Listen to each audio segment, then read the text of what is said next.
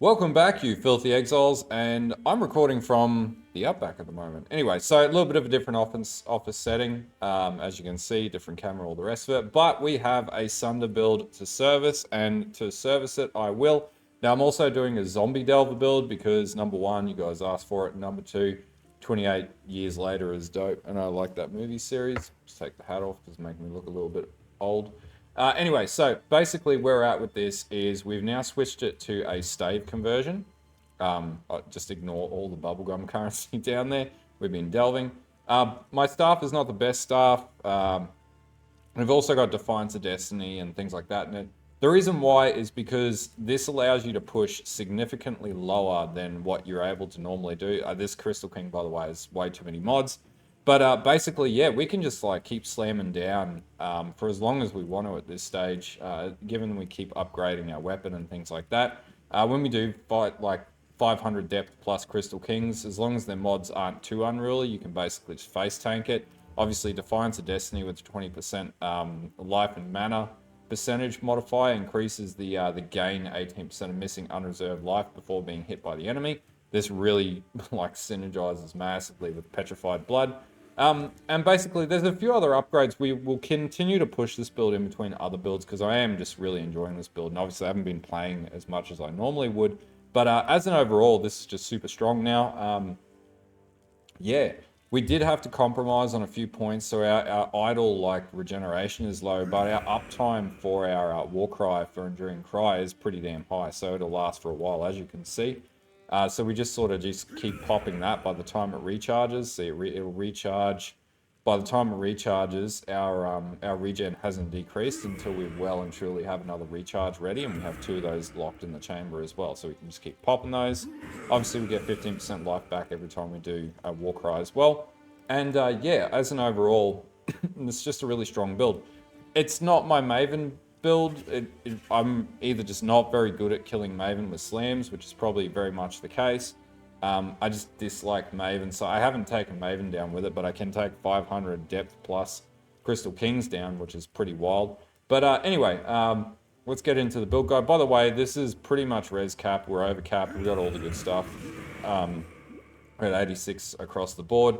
I think I was like 5th on the Sunder Delve ladder, or 6th now on the Sunder Delve ladder. But I'll continue pushing down to like depth 1,000 plus with this. Should be pretty easy. Am I bored with the league? Not at all. I think, considering I've been working a fair bit, the league is a lot more fun. But yeah, no, I'm still very much enjoying the league and everything about it too. So there's that too. But anyway, let's get in the config page, talk through the rest of the build, and get into the guide. Okay, so as per normal, let's talk through this. So obviously we've got Lunaris, Tukahama, we're stationary for 5 seconds. We're always on low life, obviously. I did do this exerted boost calc modifier to max hit. So this is assuming all your slams are up. So this is at 13.8 million DPS, which isn't too bad. Like it's pretty good. It's also a lot easier to get to effective 100% crit chance as well. So we're on 100% crit chance. So pretty much any damage you get is going to be amplified by crit, and crit multi would actually be really good. I have a really good upgrade. It's going to cost a little bit of currency, so that's probably going to be the next video, by the way. There's a big upgrade you can do to this to like ramp your damage to 20 plus million easily.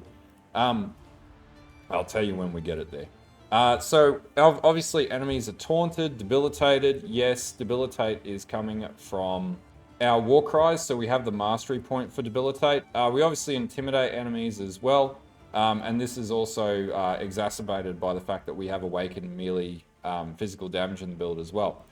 So pride we have at max effect, get over it. Blood stance, we use blood stance for bosses and for delving, and then for everything else in mapping we just use sand stance.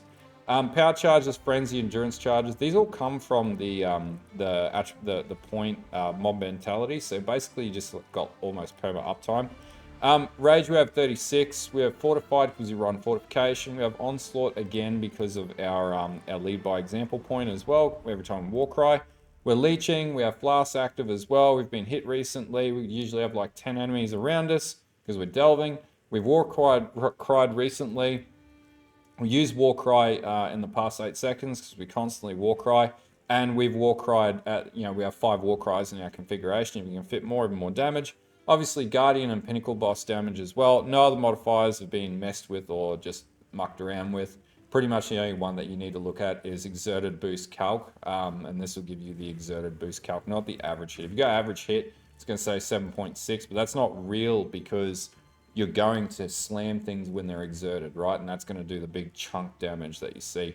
But yeah, anyway, that's it for the config page. Pretty straightforward stuff. Okay, so gearing is where we've made some of the biggest changes. Obviously, now we've switched to the stave conversion. So you're going to want a pretty good staff to get this up and running. The big thing about staves is the fact that you have block as the implicit. So you want to use a war staff to do this. Now, some people would be like, if you wanted more DPS, you could stack with a or the staff that stacks the implicit for 1+ endurance charge and 1+ power charge. Can't remember what its name is, but I've used it on a number of builds. You could do that, eventuality rod, sorry. But the big thing here is the block is what gives you massive levels of defense on this build, which is pretty much the reason why you can push down deeper. Now we are running Echoes of Creation. Obviously, this is for any slam build, this is the go-to. We did manage to get a Defiance of Destiny, and we 20%ed this with the Life of Matter modifier, and this gives us an increase to our missing unreserved life before being hit. Basically, it just assumes damage coming in, it just sort of reduces the overall damage coming in, so your petrified blood is way more potent. If you had a Progenesis, this would be even more powerful as a synergy, quite often used in deep delving builds, to be honest with you. Our chest piece, obviously, we've got a 4,000, nearly 4,000 armor chest piece. Our rings, we did switch out the rings a little bit, so basically we just sort of percentage these up. You're looking for life, chaos, res, and all other reses and attributes. Same with this one, and if you can get damage recoup as well, that's pretty good. Our gloves, we did change the implicit so that we have a 30% chance to ignore enemy physical damage reduction. This I found just was way more effective. Obviously our belt, we also improved our belt, and we did also get the craft for war cries cannot exert travel skills. This actually saves you a mastery point on your tree, so this is pretty good to have until you get like mage blood or something like that, and then you just OP. And then basically your boots after that, just all other things, life regeneration, action speed, chaos res, all the rest of it. Now my flasks really haven't changed at all, so it's Quicksilver. Everything has gain charges when you hit. Diamond Flask, which has chill and freeze duration reduction. We've also got shock reduction as well, which is our Basalt Flask. I found this to be pretty good because shock is a big problem in Delve when you take lightning damage. And then basically we've got our Ruby Flask as well as a Granite Flask, and this gives us increased crit. Basically, I'm pretty happy with where these are. Until we get Mage Blood, we wouldn't switch these out at this stage. This is doing the job perfectly amicably. Okay, so for gem sockets, I don't think I really mucked around too much with this. So in the helm, we've got faster attack, seismic cry, we've got enduring cry, leap slam. We've then got hydrosphere, battle mage's cry, vulnerability, and we've got precision in the stave setup. And this is not a 6-link stave either for that reason. Then we've got pride and eternal blessing as well. Now I got 23% on that, which is pretty good for the quality. In the chest, we're running Sunder. I've got a 2021 Sunder. I've also got pulverize. I've got Awaken melee physical damage support. This is where our Intimidate comes from. Super big damage buff. And then Ruthless, I've got Overexertion, which I lucked out and corrupted to 2120. And then 2120 Fortify as well. But we're going to change this configuration with our next setup. And then in the gloves, we've got Infernal Cry, Auto Exertion, we've got Blood and Sand, and Petrified Blood, which you want to cap out at 20% as well. Then in the boots, we've got Blood Rage, Intimidating Cry, Molten Shell, and Automation, because that's just the way that I'm playing the build, and I like it. Now, for our tree setup, we're pretty much running the same setup, but we did make a few changes. So we kept all these points at the starting point are all the same. Same down here as well, no real change. No change here. We do have the 2 hard knocks and the proficiency points as well. We took away all the points up to Golem's Blood. It just wasn't effective. In the POB, you'll also see level 94, which will have the increased crit multi as well. Click there. But we did actually expand this out. So we do have Warning Call and Cry Wolf as well now in the build. This is just giving us increased damage. And I did put a Watcher's Eye in the build with 53% reduced attack damage from critical strikes while affected by determination. This actually does work if the Merc is running determination, which is pretty good. And then 25% chance to impale enemies on hit while using Pride as well, because we obviously use Pride to stack damage. And then we come up we didn't really change too much up here. Yeah, we basically go all the way up. We get rid of all the axe nodes, by the way, so you need to pair off all those nodes there. And also the axe nodes down here as well, so you'll no longer need the axe nodes because you're running a stave. And then we want to go up and grab smashing strikes and a counterweight and whirling barrier, and then these block nodes here. And I've also got 3% increased maximum life per red socket on equipped staff, and obviously we have 4 red sockets, so we get a fair bit of extra life on this. And this actually props our health pool back up a bit as well, which is a good compromise. Now, if we wanted to increase our life pool, we've got life right here. We've also got access to these points here. We could also play around with taking our Divine Fervor and mucking around with these points here for more crit multi, though I'm not entirely sure whether or not they're good or bad. We're going to have to figure that out. Definitely the knockback could be really useful there, and the extra crit could totally max out, but then it just becomes redundant.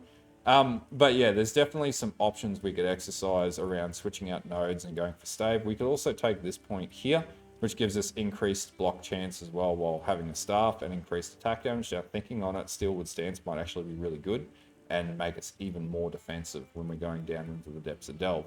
But these are all things that I'm going to play with. Now, I do want to get a second cluster set up in here, and then we're going to take away these 4 points and then peel this back and use that for the cluster setup and continue to build defense. But I've got a pretty good plan in play to do exactly that. There's no changes to the Ascendancy, nor have I got a Forbidden Flesh and Flame at this stage, because it's just costing a lot to get this build to where it is now to be able to do deep delve. So we're going from normal, average, mid-tier delve. Now we're going to peel into deep delve configuration, which is going to make this build a hell of a lot more powerful.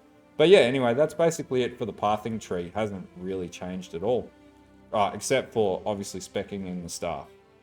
Now, in the case of the Merc, the only change I made to the Merc was one thing, and I used Blood Price. And the reason why I used Blood Price is nearby enemy monsters have at least 8% of life reserved, which means all enemies have 8% less HP overall, which is pretty useful at the end of the day. But outside of that, if you've seen my other guides, basically all the exact same setup. It's got Cull, it's got Curse, it's got Aura enhancement for Pride and Determination, and we have double Curse as well, because we have double Curse on our gloves.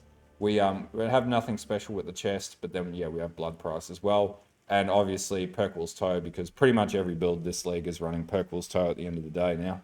And that's pretty much it for the build. We've got one more update I'll do when I absolutely min-max it out, but we are obviously leveling up a zombie build in the background as well. Now, PoE 2 content, people ask, I am working on the community builds list as well, but yeah, just need time. I am working away. I am back on Thursday. So we'll be punching out a bunch of content then. It's been a little bit hard to edit, but anyway, we'll get there in the very end. But if you like this video and this build's working for you, don't forget to like and sub to the channel and the Twitch and all the other good stuff, and I'll see you guys in the next video.